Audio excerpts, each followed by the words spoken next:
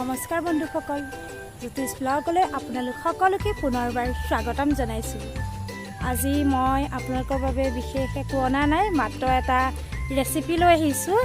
ৰেচিপিটো হৈছে গোটা মচুৰ দালিৰ তড়কা। তেনেহ'লে বনাওঁচোন আহক গোটা মচুৰ দালিৰ তড়কা।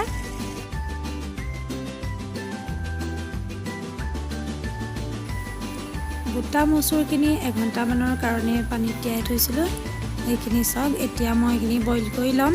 কুকাৰত দিছোঁ আৰু ইয়াত দিম কেইটুকুৰামান আলু, পানী দিম আৰু নিমখ দি বইল কৰি ল'ম। এতিয়া ৰঙালাও টুকুৰা আমালৈ নহয়, আমাৰ কণমানিটোৰ কাৰণে দি থৈছোঁ। তাক খুৱাব লাগিব, ঘৰৰ ৰঙালাও, সেই ইয়াতে দি দিছোঁ আৰু বেলেগকৈ দাইল বনোৱা নাই।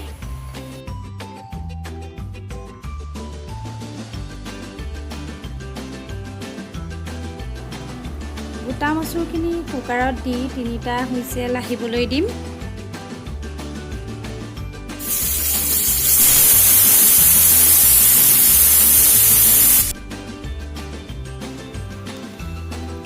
এফালে মই মাছ ফ্ৰাই কৰি আছোঁ, লোকেল মাছ।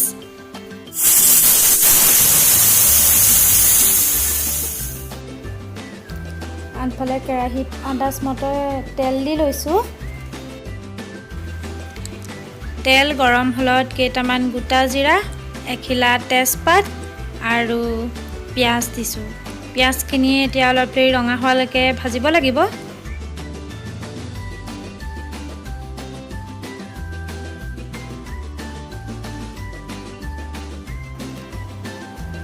পিঁয়াজটো অলপ দেৰি ভজাৰ পিছত মই আদা নহৰু পেষ্ট দিলোঁ। আদা নহৰুটো মই পটাত পিচি লৈছোঁ আৰু আদা নহৰুৰ কেঁচা গোন্ধটো নোযোৱালৈকে এতিয়া ভাজিব লাগিব অলপ দেৰি। এতিয়া দিছোঁ এচামুচ জলকীয়া গুড়ি, এচামুচ হালধি, এচামুচ ধনিয়া গুড়ি, এচামুচ জিৰা গুড়ি, আধা চামুচ গৰম মছলা দি এতিয়া ভালদৰে লৰাই দিছোঁ। এতিয়া দিছোঁ অকণমান টমেট' চচ। মোৰ ওচৰত যিহেতু বিলাহী নাই, বিলাহী দিলে বেছি ভাল লাগে খাই, কিন্তু এতিয়া বিলাহী পাবলৈ নাইকিয়া হৈছে ইয়াত, সেয়ে মই টমেট' চচ দি দিছোঁ। পিঁয়াজখিনি পূৰা ভজা হৈ গ'ল। এতিয়া মই বইল গোটা মচুৰ দালিখিনি তেলত দি দিছোঁ।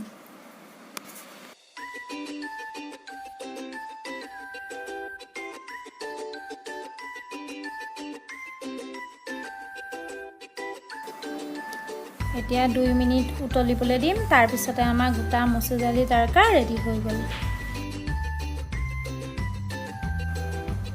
এয়া আমাৰ গোটা মচুৰ দালি তড়কা।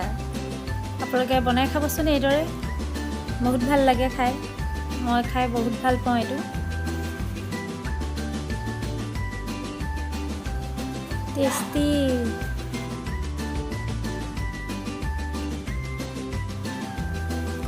গোটা মচুৰ দালিত আপোনালোকে বনালে পনীৰো দি খাব পাৰে আৰু এইদৰে গোটা মগু বনাব পাৰে, খাই ভাল লাগে।